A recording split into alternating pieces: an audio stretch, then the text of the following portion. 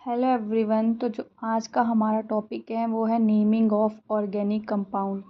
जो ये चैप्टर है ये क्लास 10th का है। तो इस तरीके से आप अपने जो इंस्ट्रक्शनल ऑब्जेक्टिव हैं वो फ्रेम कर सकते हैं। और जो प्रीवियस नॉलेज टेस्टिंग है उसमें आप इस तरह से क्वेश्चन बच्चों को इजी क्वेश्चन से स्टार्ट करना है। इस तरह से उनसे क्वेश्चन पूछ सकते हैं।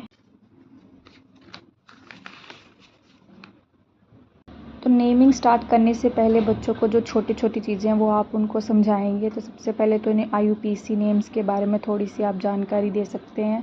फिर स्टार्टिंग में जैसे हमने इनको बताना है कि जब कार्बन के साथ 4 हाइड्रोजन होते हैं तो उसको हम मीथेन बोलते हैं।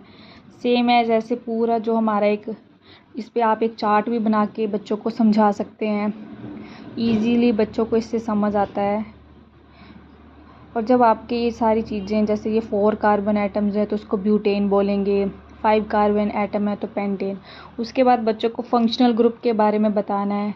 तो ये जो आपका लेसन प्लान है ये काफ़ी बड़ा जा सकता है और चार्ट भी इसमें आप 2-3 चार्ट आराम से बन सकते हैं। तो फंक्शनल ग्रुप बच्चों को बताना है कि जैसे अल्कोहल को हम शॉर्ट फॉर्म में ऐसे और एल्डिहाइड को, ये सारी चीज़ें। उसके बाद बच्चों को ये प्रीफिक्स के बारे में बताना है। उसमें जो ये मेन बात है कि जो प्रीफिक्स होता है वो जब हम नेमिंग करते हैं कंपाउंड की उससे पहले आता है, और जो फिक्स हमने पीछे पढ़े जैसे अल्कोहल का, कीटोन का, वो क्या आता है वो कंपाउंड के नेम के पीछे आता है। जैसे यहाँ पे आप एग्जाम्पल से भी बच्चों को समझा सकते हैं कि जो ये प्रीफिक्स है जैसे इसमें 3 कार्बन है तो इसको प्रोपेन बोलते हैं, और इसका जो प्रीफिक्स है वो पहले आएगा क्लोरोप्रोपेन।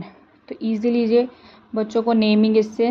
और सेकंड जो थर्ड इसका पॉइंट है वो कि अगर आपके लास्ट में जो हमारा सफिक्स है, जो हमने जैसे ये सफिक्स पीछे पढ़े हैं ये वाले, जब हमें सफिक्स ऐड करना है तो अगर कोई भी सफिक्स लगा हुआ है चेन में, तो जो हमारा जैसे प्रोपेन है, जैसे 3 कार्बन एटम्स होते हैं तो उसको हम प्रोपेन, तो जो है उसको रिमूव कर देना है।